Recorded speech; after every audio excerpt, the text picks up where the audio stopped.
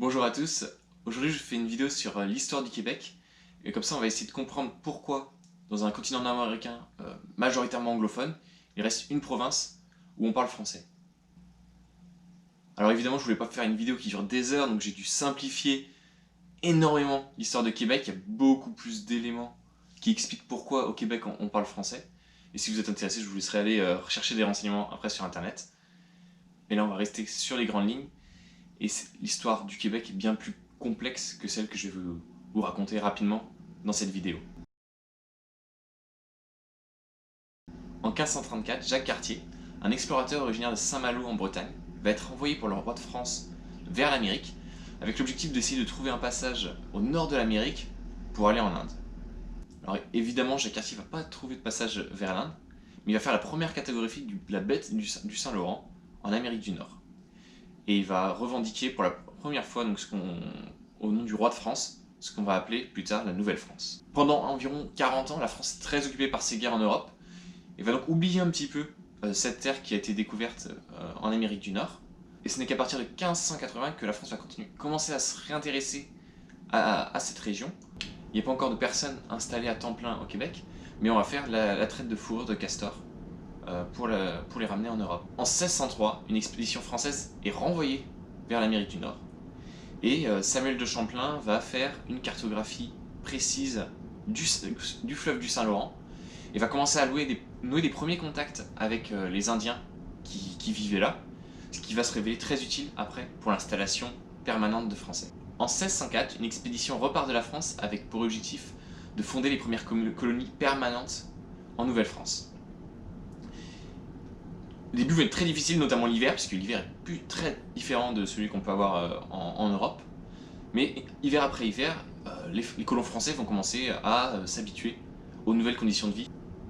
Et en 1608, Champlain va fonder la ville de Québec, qui deviendra ensuite, et qui est encore aujourd'hui, la capitale de la province du Québec. La colonisation va continuer petit à petit, et sur la deuxième moitié du XVIIe siècle, il va y avoir une arrivée massive de colons, mais majoritairement des hommes. Le problème est que la proportion d'hommes est bien plus élevée que la proportion de femmes. Et donc pour résoudre ce problème, en France, on va avoir l'idée d'aller chercher des filles orphelines ou alors venant de familles très très pauvres, qui n'ont pas de dot, donc qui ne peuvent pas se marier puisque leur famille n'est pas capable de fournir une dot, donc une somme d'argent à leur époux.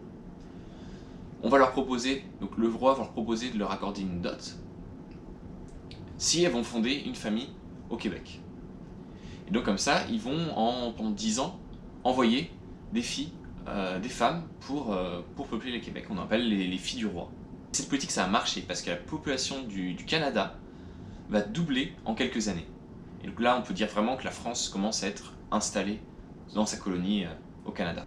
À la fin du XVIIe siècle, les colons français vont vraiment explorer les alentours, notamment descendre le fleuve du Mississippi et revendiquer des territoires au nom du roi de France, ce qui va considérablement agrandir la Nouvelle-France, qui à l'époque est vraiment un territoire très très vaste, qui va donc du Canada, donc du Québec actuel, jusqu'à l'extrême sud des États-Unis, ce qui correspond aujourd'hui à l'état de la Louisiane. En 1756, démarre la guerre de 7 ans entre la France et l'Angleterre. Et donc c'est une guerre qui va avoir lieu sur deux continents, à la fois l'Amérique et à la fois l'Europe. La France va concentrer ses forces armées en Europe, qui est pour elle sa priorité, et au contraire, l'Angleterre va envoyer de nombreuses troupes au Canada, enfin,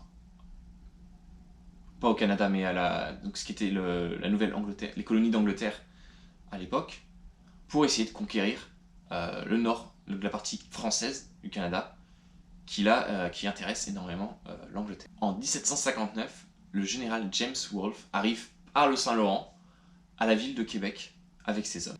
Mais Québec est une ville très difficile à prendre du fait de sa situation, parce qu'elle est montée sur un promontoire et entourée par des falaises. Et donc c'est très compliqué pour James Wolfe de faire accoster ses hommes. Et il va donc devoir faire le siège de la ville pendant 3 mois. En septembre, James Wolfe sait que le temps presse et qu'il doit prendre la ville rapidement, sinon il sera obligé de quitter la ville pour ne pas se faire bloquer par l'hiver qui arrive. James Wolfe va alors adopter une stratégie jugée suicidaire par ses lieutenants. Il va faire débarquer ses hommes à Lens au Foulon, parce qu'il sait que Lens au Foulon est très peu surveillé, car il est jugé imprenable par les Français. En effet, il y a une falaise de 55 mètres qui sépare Lens du promontoire de Québec. L'armée anglaise réussit à débarquer et à escalader donc, le promontoire sans se faire repérer.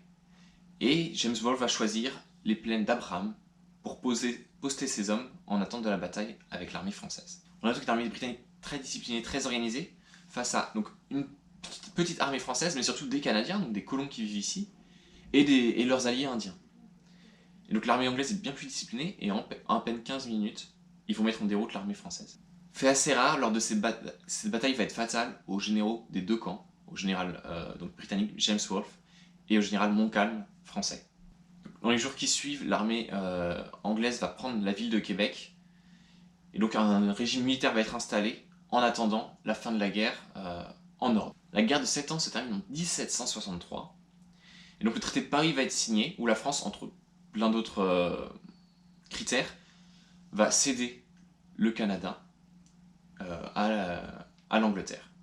Donc c'est la fin de la Nouvelle-France. Les seuls vestiges qui vont réussir à conserver, c'est l'île de Saint-Pierre-et-Miquelon, qui est toujours une île française de nos jours. Donc voilà, problème résolu, le Québec parle français parce que c'est les descendants des colons français qui sont installés et qui ont ensuite été conquis par l'Angleterre. C'est pas aussi simple que ça, parce que quand l'Angleterre, évidemment, va prendre possession du Canada français, ils vont essayer d'assimiler les Canadiens français.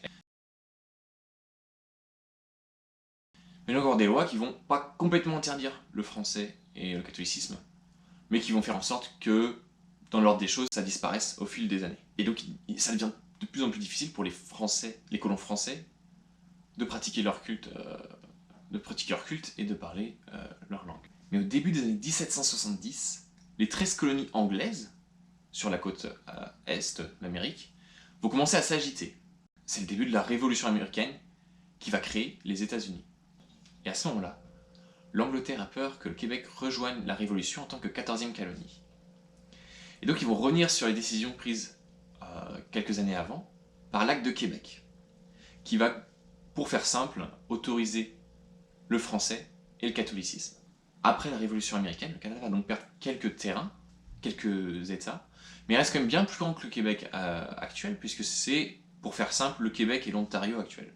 Mais à la fin de la Révolution américaine, tous ceux qui étaient en faveur de la couronne anglaise, dont ces 13 colonies qui ont donc déclaré leur indépendance vis-à-vis de l'Angleterre, sont obligés de quitter ces 13 colonies et vont remonter donc vers le Canada anglais. Et ils vont s'installer majoritairement au sud du Canada anglais. Et vu qu'ils s'installent majoritairement dans le sud du Canada, donc, il va y avoir une première séparation entre ce qu'on appelle donc ce qui est au sud le Haut-Canada et le Bas-Canada. Le Haut-Canada va être majoritairement anglophone et le Bas-Canada majoritairement francophone. En 1840, on va voir ce qu'on appelle l'acte d'union, qui va réunifier ces deux provinces, donc le Haut-Canada et le Bas-Canada. Ça va être assez mal vu, surtout du côté québécois, du côté français, parce que déjà, tous les textes législatifs vont être en anglais. Ce qui a encore un objectif d'assimiler les Canadiens français, d'origine française. Deuxième élément qui énerve les Canadiens français, c'est la fusion des dettes des deux provinces. En effet, l'Ontario a fait des très très gros investissements d'infrastructures et a une dette d'1 200 000 livres. Ce qui correspond au Québec maintenant, donc la partie française, a une dette de 96 000 livres.